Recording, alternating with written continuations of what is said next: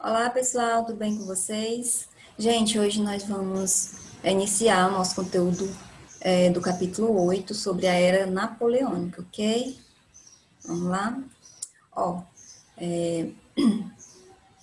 falar um pouquinho sobre Napoleão, né, gente? Que ele nasceu aí na ilha de Córcega em 15 de agosto de 1769. Em 15 anos, ele foi admitido como cadete na Escola Militar de Paris, ok?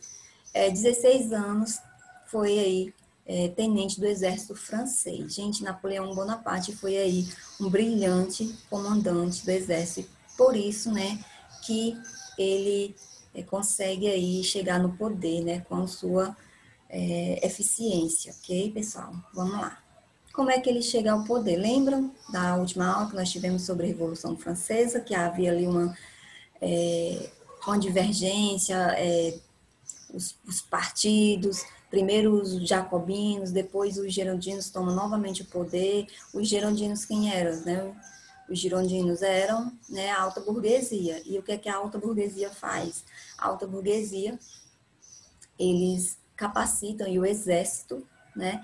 E o exército aí vê, né, reivindica o poder aí através, né, de Napoleão Bonaparte, vê aí como um jovem, né, como um poderoso, né, que possam aí consertar aí a França, digamos assim, né, colocar pela força, colocar ordem na casa, como diz, né. Então ele chega ao poder, né, pelo golpe do 18 Brumário, né, apoiado pela burguesia e também pelo exército, ok?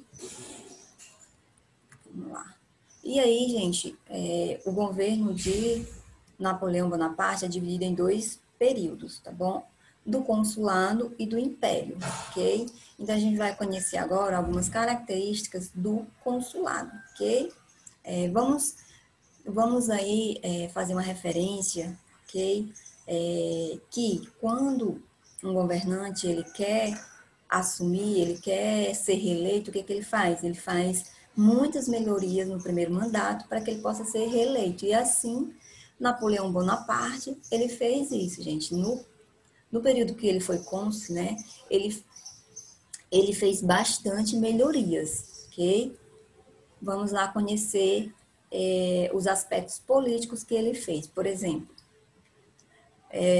o consulado, né, era dividido, o poder era dividido em três pessoas, ou seja, era administrado por três cônsules, sendo Napoleão Bonaparte, né, o primeiro cônsul, ok? E ele podia fazer como primeiro cônsul, ok?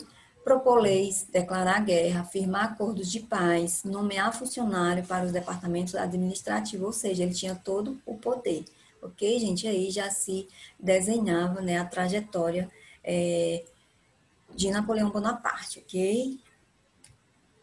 Nos aspectos econômicos, ele criou o Banco da França, favorecendo aí os empréstimos aos burgueses, né? Controle da emissão de papel moeda, evitando aumento generalizado dos preços de produto, a questão da inflação, né? Criou a moeda padrão, o franco, né? O padrão monetário, e criou tarifas proteccionistas, a questão de impostos para mercadorias de outros países, né? Taxava impostos altos e aí favorecia as manufaturas nacionais, né? O que era produzido em seu país, na França. Nos aspectos sociais, gente, ele criou o Código Civil Napoleônico, né, que inclusive serviu de base aí para o nosso, para diversos países, né, abolia definitivamente os privilégios do clero e da nobreza, né, protegia a propriedade privada e igualdade de todos perante a lei, que é onde o nosso código também tem isso, né, tem essa lei que todos são iguais perante a lei, ok, pessoal? Então, como eu falei, né, como um bom governante faz, né? Ele prepara o terreno, né? Faz muitas melhorias no primeiro mandato para que ele possa ser reeleito. E o que é que acontece? Ele convoca, né, um plebiscito, né? Plebiscito é aí pelo povo e se torna imperador, tá, gente? Aqui nós temos agora, né, Coração de Napoleão, ok? Segundo os historiadores, gente, tem umas questões aí que diz que ele mesmo colocou a coroa nele mesmo, né, para dizer que ele não precisaria aí de ninguém para administrar, que ele era o todo-poderoso, né? As más línguas falam, né? Os historiadores têm essa questão, que na hora de ele colocar, ele pegou a coroa e colocou, né, como um símbolo aí de força e de poder desse general, né? Fica a dica aí para pesquisar sobre essa figura lendária, ok, pessoal? Ó, pessoal, durante o Império, que é que podemos dizer, né, dele? Muitas lutas, muitas guerras, questão de expansão territorial, ele avança, né? Ele avança em vários territórios, ok? E aí, Inglaterra, né, começa a ficar preocupado, né, porque quanto mais vamos supor, naquele período a Inglaterra era a grande potência econômica, né? Então, estava aí na Revolução Industrial e tal, era uma grande potência, né, econômica. E o que é que acontece? Fica preocupado porque quanto mais a França consegue, né, território, ela vai ter mais espaço, território para vender seus produtos, né, e aí ter aí uma concorrente aí forte. Ela fica preocupada e aí Inglaterra, Áustria, Rússia e Prússia, né, Inglaterra, Áustria, Prússia e Rússia, elas uniram-se e declaram guerra à França, ok, pessoal? E aí, gente, como é que Napoleão vai fazer para atacar a grande poderosa, né, naquele momento, né, a grande poderosa econômica, né, sendo uma ilha, como era que ele iria derrotar a rainha dos mares, como a Inglaterra era conhecida, né, a Inglaterra, né, uma ilha. Então, o que é que ele faz? Ele pensa, como era que ele ia fazer, as estratégias que ele iria usar para conter a Inglaterra. Então, o que é que ele pensa? Também tem que levar em consideração, gente, vale ressaltar que a Inglaterra era a grande poderosa naval também, né? Então, assim, Napoleão, ele era estrategista, então ele pensava como ele ia fazer isso, né? Por terra, ele até pensou por terra, por mar, né? Por ar, né? E aí ele pensou, e aí ele usou a estratégia de fazer o bloqueio continental. O que era isso? O bloqueio continental consistia, gente, em as os territórios que ele ia conquistando e também as outras potências não comercializar com a Inglaterra, sendo que se alguém desrespeitasse da Europa, se alguém desrespeitasse, que ele faria? Essa nação sofreria intervenção militar, ou seja, iria ser atacada pelo general e suas forças, né? Então, a, Então, o que é que acontece com esse bloqueio continental? No início até dá certo, né? Mas depois não dá certo, e aí gente, as colônias, os países começam a comercializar, inclusive Dom João é retirado lá de Portugal por conta aí né, com medo aí das invasões napoleônicas, por conta que ela comercializava ainda com a Inglaterra e por intermédio, né, ajuda da Inglaterra, eles vêm para o Brasil, né, como era sua colônia, e se instalam aqui, ok? E aí tem tudo a ver com a vinda da família real em 1808 para cá, ok, pessoal? 1808, nós temos aqui 1804 a 1815, né? Então, tudo a ver 1808. E aí tem tudo a ver com a questão da família real desembarcar aqui, né? Fugindo aí de Napoleão, das garras de Napoleão, porque desobedeceu aí ao decreto, digamos assim, de Napoleão Bonaparte, até porque tinha os acordos lá de panos e vinhos com a Inglaterra, que nós já estudamos, lembra? Portugal e Inglaterra. Enfim, vamos passar porque tem muita coisa ainda. Então, gente, Napoleão continua, né? Ele continua aí expandindo e ele vai atacar quem, né, gente? Ele vai atacar Rússia, né? Ele vai querer expandir aí pro lado da Rússia, né? E o que é que os russos fazem, né? ele usa aí uma técnica, uma tática de terra arrasada. O que é que as tropas fazem, né? O que é que César Alexandre, né? Que é o governante de lá, Alexandre I, né? E o que é que ele faz? Ele retira toda a população da Rússia, vai queimando tudo as plantações, tudo que serve, né, para as tropas e queimam, né? Quando Napoleão chega lá, a cidade está em chamas, né? E aí o que é que eles fazem, né? Eles também usam a questão, né?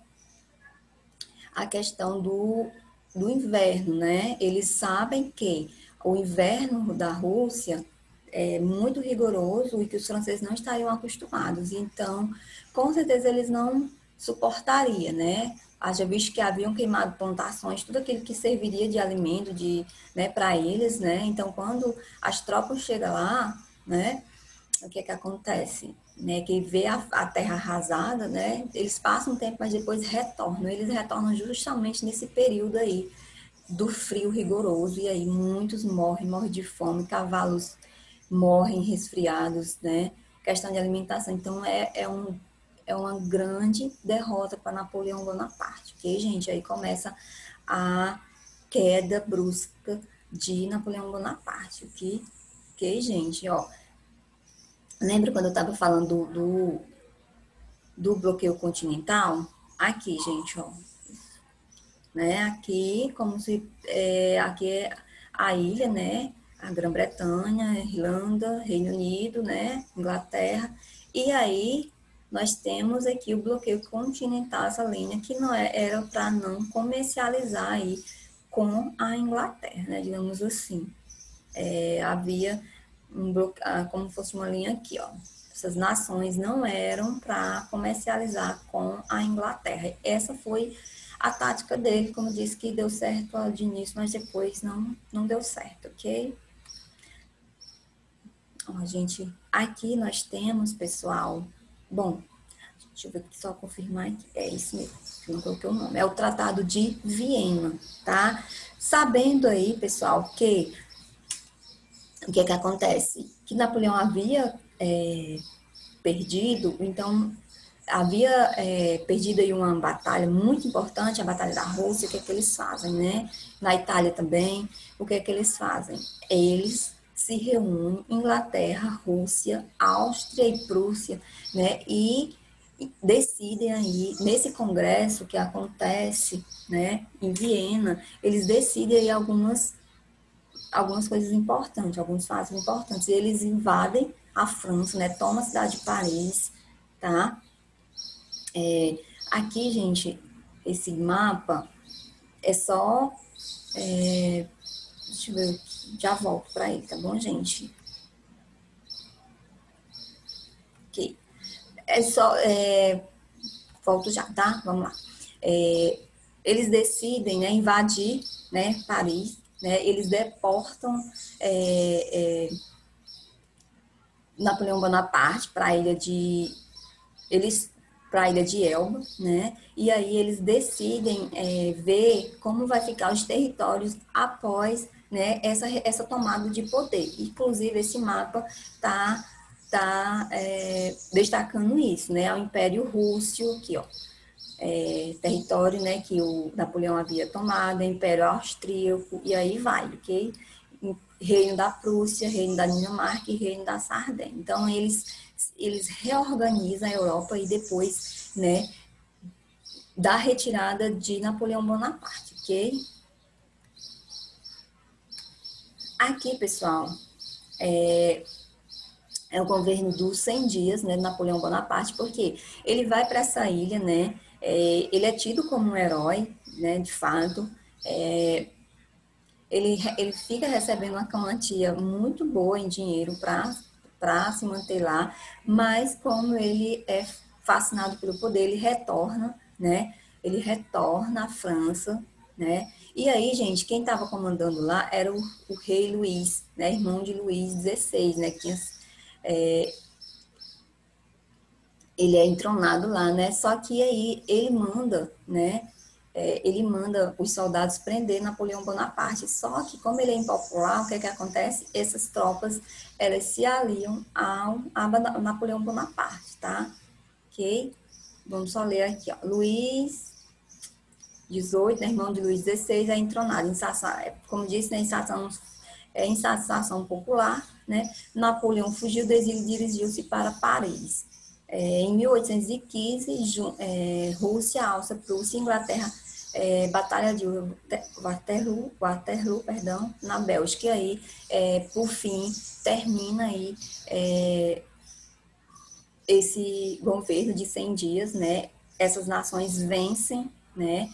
Nessa batalha de Waterloo, né? E aí, de vez, Napoleão é enviado agora para a ilha de Santa Helena, né? Um exílio aí, onde ele morre lá, ok? Tá, pessoal? E aí nós temos aqui na batalha, né? Onde as nações vencem. E aí, gente, nós temos aqui também, né? A morte, né? Provocada aí por uma úlcera, né? Napoleão morre de úlcera provocada por uma dieta em 1821, né? Foi um grande líder, foi um grande expansionista, foi um grande general, tá, gente? Fez muito pela França, mas... E aí, pessoal, quando termina isso tudo, o que é que essas nações fazem? Fazem a Santa Aliança, que é com o mesmo, que é o que? A Santa Aliança, a união dos monarcas europeus contra os levantes inspirados na Revolução Francesa, tá? Essas nações aí, Áustria, Prússia, Rússia, né? Elas se unem, né? E definem algumas vertentes, tá, gente? A questão, né, de intervir nos movimentos liberais, né, inclusive eles tentam intervir, né, na independência da América Latina, tá, porque eles querem manter, né, os regimes monárquicos, né, e não querem de forma alguma esses movimentos liberais, ok, pessoal? Mas aí a Revolução Francesa, como foi um marco, foi um divisor de águas, e temos muitas histórias, né, sobre essas questões de liberdades, e aí após o mundo pós-Revolução Francesa não foi mais o mesmo, né, gente? Tentaram de todas as formas aí manter a monarquia, mas o pensamento de liberdade, igualdade e fraternidade já estava estampado, e aí a Revolução Francesa provoca aí vários movimentos de independência e não tem mais como voltar, certo, gente? Pessoal, é isso, tá bom? Um beijo, façam as atividades, qualquer dúvida, me procure no Zap, no privado, que estarei à disposição para responder, ok? Um super beijo e até a nossa próxima aula, tá, gente? Se cuidem, ok?